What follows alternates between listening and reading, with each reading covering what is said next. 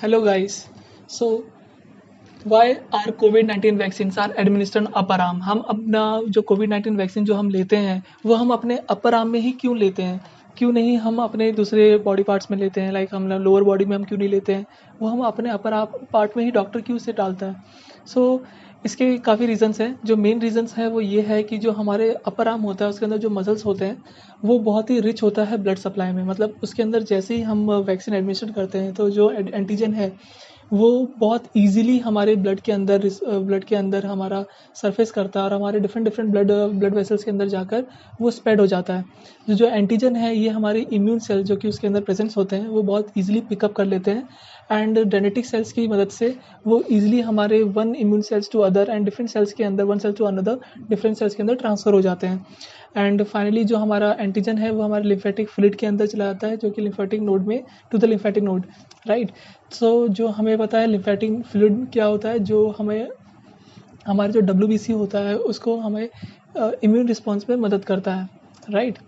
So basically but why upper arm? हम अपने upper arm muscle में ही क्यों लेते हैं पर्टिकुलरली? क्योंकि जो हमारा अपर आर्म होता है उसके अंदर एक इम्यून रिस्पॉन्स प्रोवोक करने की क्षमता होती है एंड जब हम उसे लेते हैं, जब उसे एडमिनिस्टर किया जाता है हमारे आर्म के अंदर, तो वो ईजिली इम्यून रिस्पॉन्स शो करने की क्षमता रखता है। लेकिन अगर हम उसे अपने दूसरे फैट टिश्यूज़ में लाइक हम अपने थाई या हमारे पीछे बटक्स में अगर हम लेते हैं तो ये सबक्यूटेनियस फैट टिश्यूज़ होते हैं जो कि बहुत ही लो इमोजेनिसिटी दिखाएंगे। इसकी वजह से वैक्सीन के फेलियर के ज़्यादा चांसेस हैं। सिंस जो हमारा डोसेज है हमारे वैक्सीन का वो बहुत ही स्मॉल है, लाइक 0.5 mm जो रहता है।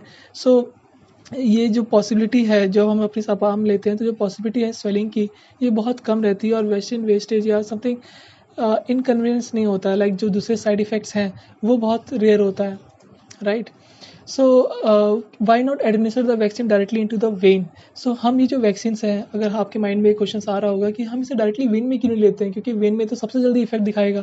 सो बेसिकली हम इसे वेन में इसलिए नहीं लेते क्योंकि ये डिपॉट इफेक्ट ना शो करे।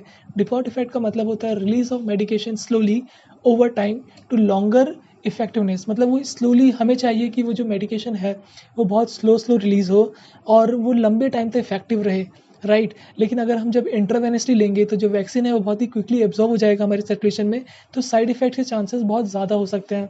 सो बेसिकली हमें इंट्रामस्कुलर दिया जाता है ताकि वो ईजिली और स्लो सम थोड़ा टाइम ले वो एब्जॉर्ब होने में और लंबे टाइम तक हमें इफेक्ट दिखाएं, राइट।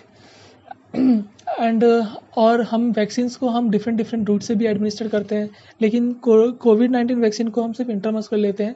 बट जो डिफरेंट वैक्सीन है लाइक जो हम पहले स्मॉल पॉक्स लिया करते थे तो ये हमारे स्किन्स के अंदर हम लेते हैं, इंटरडर्मल जिसे हम बोला जाता है। इंटरडर्मल का मतलब होता है हमारे एपिडर्मिस और हाइपोडर्मिस के बीच में ये लिया जाता है। BCG वैक्सीन हो गए या डिफरेंट डिफरेंट ट्यूबरक्लोसिस के वैक्सीन हो गए, तो ये वैक्सीन जो होते हैं ये हम in between this epidermis hypodermis जैसे इंटरडर्मल जो रूट होता है इनके अंदर ले जाता है। तो आई होप गाइस आपको क्लियर हो गया होगा कि why we take this vaccines intramuscularly.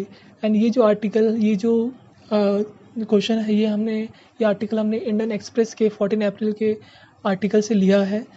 I hope आपको क्लियर हुआ होगा। Thank you so much.